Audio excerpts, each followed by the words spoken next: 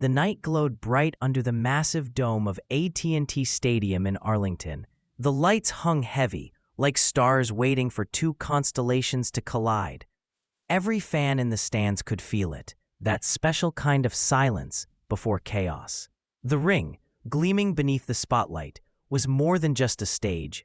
It was an altar for two men chasing glory. In one corner stood King Gabriel Rosado, the pride of Philadelphia. He wasn't born into boxing royalty. He built it punch by punch. Scars lined his face like battle medals, proof of a man who never feared a challenge.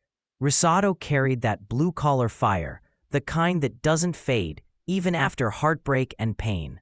Across from him stood El Mongoose, Willie Monroe Jr., calm, composed, calculated.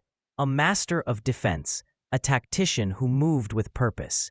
His nickname fit perfectly: slippery, sleek, and dangerous.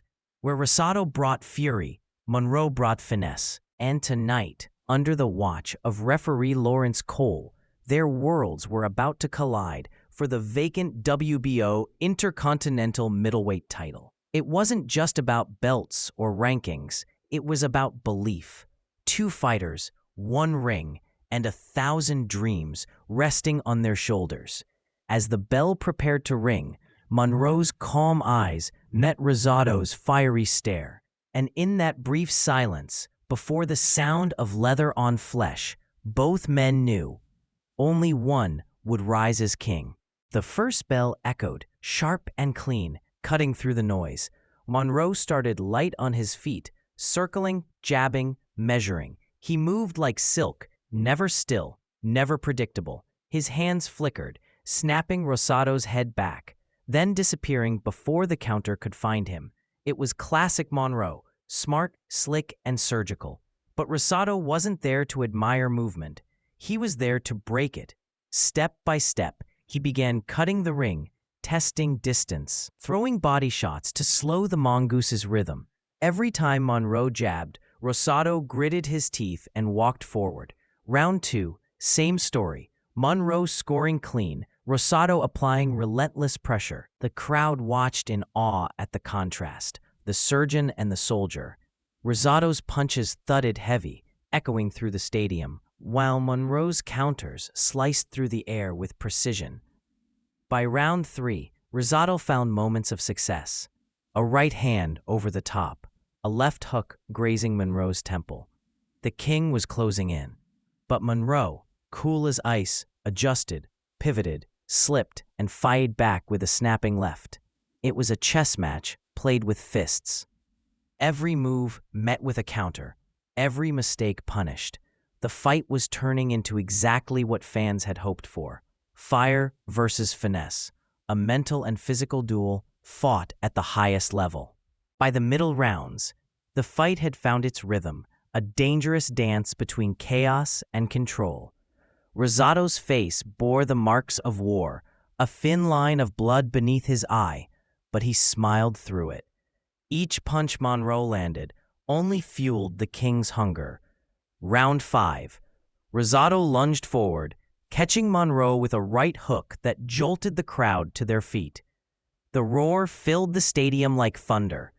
Monroe immediately clinched, using his veteran instincts to slow the storm. He regained his composure, firing a sharp jab, then pivoting out of range. Textbook Monroe.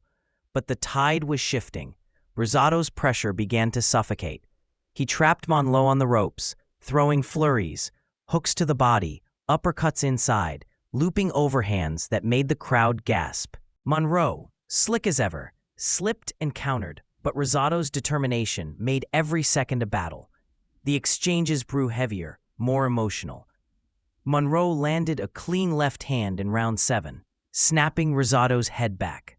But Rosado didn't back down. He shouted in defiance, waving Monroe forward. The crowd erupted. They could see the story unfolding, the technician against the warrior, both refusing to give an inch. Each round ended with mutual respect. No trash talk, no retreat, just raw competition. Both men bled, both smiled, both fought as if pride itself was on the line. As the final rounds began, fatigue mixed with heart. The pace slowed, but the drama deepened. Monroe's movement, though slightly dulled, remained sharp enough to evade most of Rosado's bombs. He jabbed, circled, and countered, fighting like a man protecting everything he'd worked for. Rosado, relentless, kept pressing, swinging until his arms felt like lead. Round 9 saw a furious exchange, Rosado trapping Monroe in the corner, throwing with fury. The Mongoose slipped 2 punches, countered with a perfect left hook, and spun away. The crowd roared in appreciation. By the final round, both men had given everything. Sweat and blood dripped from their faces as they met in the center. One last stand, one last test of will. The bell rang, and they embraced. No hate, only respect. The decision went to Willie Monroe Jr., the slicker man, the strategist, the new WBO Inter-Continental Middleweight champion. But there was no shame in defeat for Rosado. As Monroe raised his hands, Rosado smiled, bruised but proud.